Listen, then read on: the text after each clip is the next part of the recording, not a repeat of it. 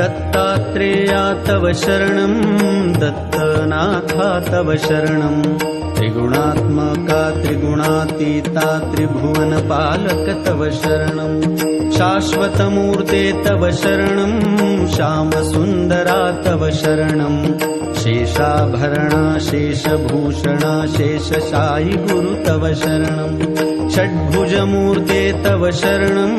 षड्भुजयतिवर तव शरणं दण्डकमण्डलु गदा पद्म शङ्ख चक्रधर तव शरणं करुणानिधे तव शरणं करुणासागर तव शरणं श्रीपाद श्रीवल्लभ गुरुवर नृसिंह सरस्वती तव शरणं श्रीगुरुनाथा तव शरणं सद्गुरुनाथा तव शरणं कृष्णासङ्गमितरुतलवासी भक्तवत्सला तव शरणं।